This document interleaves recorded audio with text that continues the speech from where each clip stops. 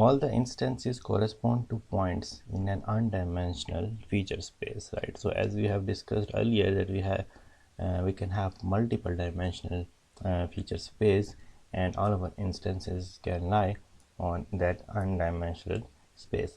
Each instance or example or a data sample is represented with a set of numerical attributes. So the second step is that we need to represent our instances with some numerical attributes. Each of the training data consists of a set of vectors and a class label associated with each vector. So we represent our training data set with a set of vectors. So we have multiple vectors, a set of vectors, and each vector can contain multiple numerical values, and all these multiple vectors or set of vectors have a class label associated with each vector. Classification is done by comparing feature vector of different k nearest neighbors.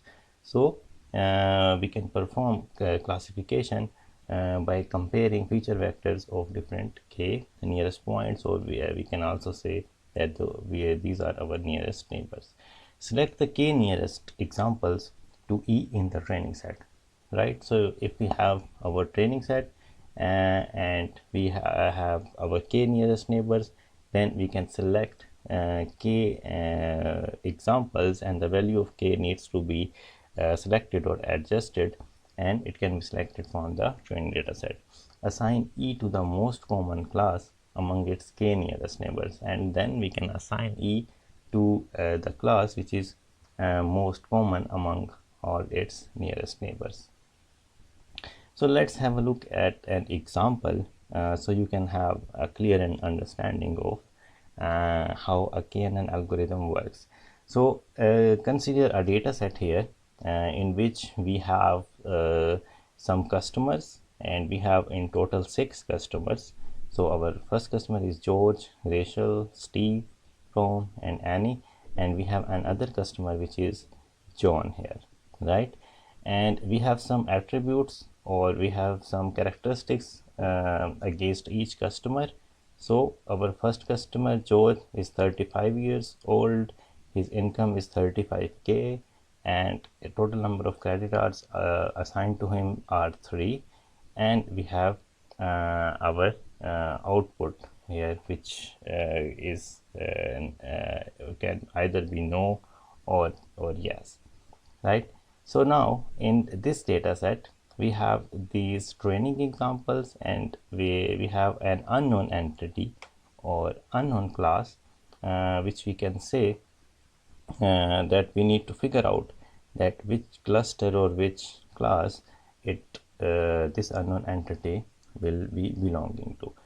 So now we can say that by using the distance function, which is a Euclidean distance in this case, we can decide that this unknown entity belongs to which group or which class. So we are basically computing the Euclidean distance of John with each of its neighbors, right? So in this case we have 35 minus 37. So 35 is the age of George and 37 is the age of John, and we are computing this with all of the customers, and we have our distance measures against each customer. So now a big question is that like how can we basically choose the value of k so that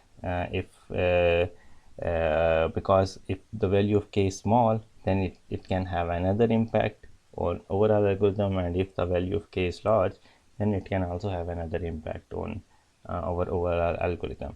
So if the value of k is too small, then it is sensitive to noise points, and if the value of k is large, then sometimes it may works well, but if it is too large, like the value of k is too large, then it may include majority points from other classes, right? Because the value of k is basically deciding the number of neighbors or the number of points which are needed to be included, right? So if we have a value of k with small, then we have a small neighborhood, and if we have a bigger or larger value of k, then we will have a bigger neighborhood, right? So the rule of thumb is to have a value of k which is less than the square root of n. So n can be the total number of points, or you can say the total number of examples. So if we have a value of k as 1, then we will have this situation, and if we have a value of 3, then we will have this situation.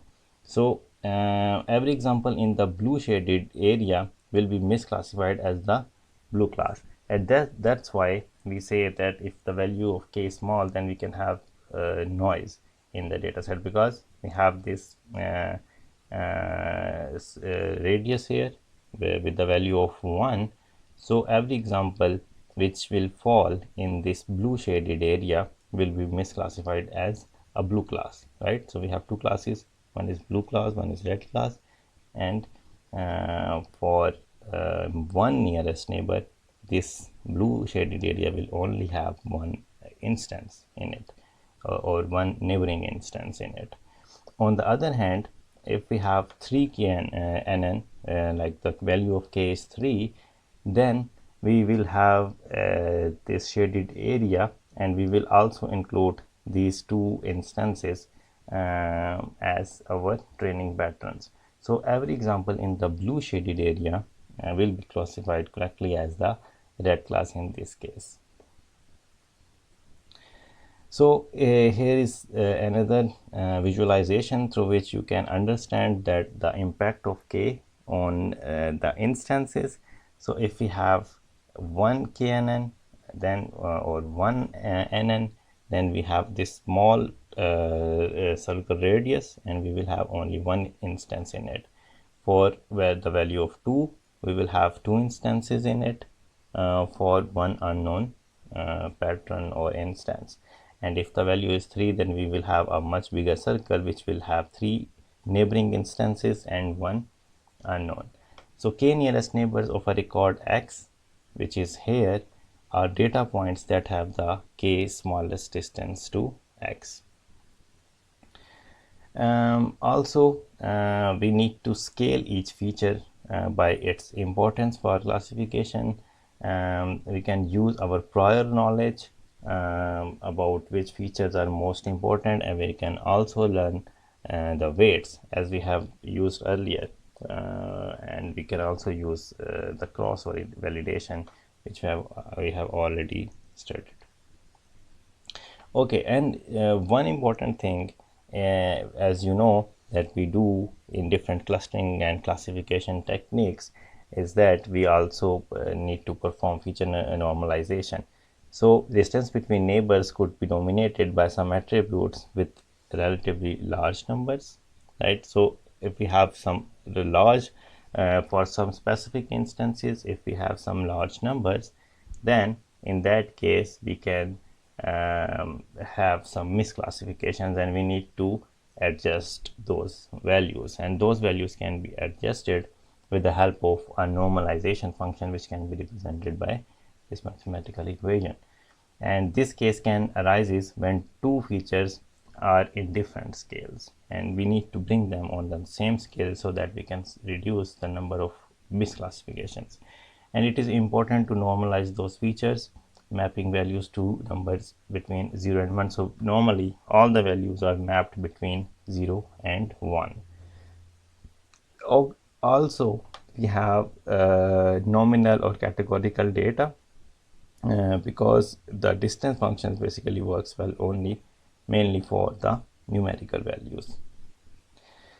So here is another example. So you can look in this example by yourself. So we are using the same distance measure criteria which we have already seen in our different classification and clustering examples, and we are basically trying to figure out the class of the unknown variable. So you can see that KNN is a very good example, a very good algorithm which can be used for classification and sometimes for clustering as well. And it is very simple but very intuitive, and depending upon your problem, depending upon your data set, you can decide that whether you want to perform some grouping clusters, or maybe you are trying to perform some classification based on the neighbors with the KNN algorithm. It can be applied to the data from any distribution, right? So here is a strength of a KNN algorithm, that you can have apply it from data to different distributions. And also there are some weaknesses, in which one major weakness is that like if we have a new example, then it takes much more time. So it is a time consuming, or you can say that a resource intensive algorithm to classify new examples.